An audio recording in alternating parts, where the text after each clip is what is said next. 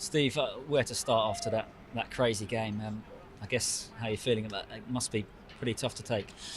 Yeah, it's definitely a tough to take feeling. I think that the spirit that we showed in the second half, and I think if you see a team that's not together, that's not believing in everything that we're doing, I think you get an opposite reaction to what you saw in the second half. I've even experienced myself. We come here and you go under, and in previous experiences, but did the opposite today, and obviously a tough first half that was. I mean, the goals we conceded in the first half, they're not the typical Arsenal goals and things that we talked about. But yeah, we know we needed to do a bit better. But like I said, the second half approach was a great show of the motivation and togetherness in the group, and then getting back in the game through a set piece, and then obviously a brilliant goal from JJ, which was obviously the finish was of a brilliant quality, but it was of a move that we constantly are working on in training.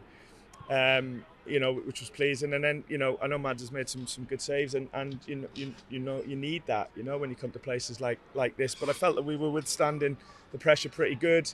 We're worried about with the amount of yellow cards that the referee was given, although the blatant one that he didn't give, which we'll talk about in a sec. We were worried about going down to 10 men maybe, and then a couple of attacking players obviously cramping up. We need to make some changes, but I really felt we'd get through the game, and without conceding that third, and then the deflection of the corner is something that's really gone against us. Was there something said at half time in terms of the level of performance, maybe the intensity of the second half, which did seem anyway very different and improved? Yeah, I mean, it wasn't like, obviously it wasn't the intention to be like that in the first half, but you can suffer here in games, you can.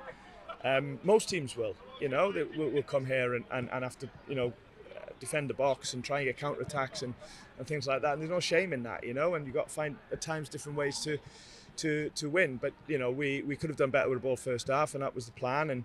But there wasn't. The second half was more about sort of the mentality and about the sticking to the game plan, and because the Arsenal were what we'd planned for, because the way they play, it's just about trying, as I said, to withstand it and to give yourself some opportunities. And they came in the second half. They didn't in the first, apart from the very start when we actually got JJ in through a similar move to the goal, which was something that we looked at, but in the prep. But yeah, it wasn't about half time. Was more about encouragement and belief and telling the players to show the mentality that they ended up showing.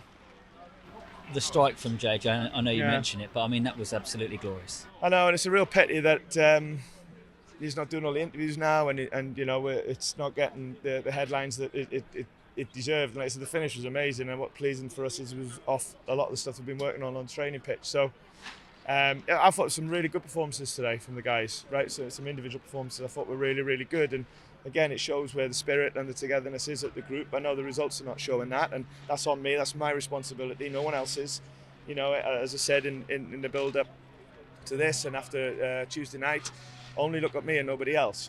But what I see every day is a group of guys that train really well, are engaged, are together, are motivated, and in the end, if we aim to do better in terms of results and what we're doing, that'll be at the core of anything that we do well.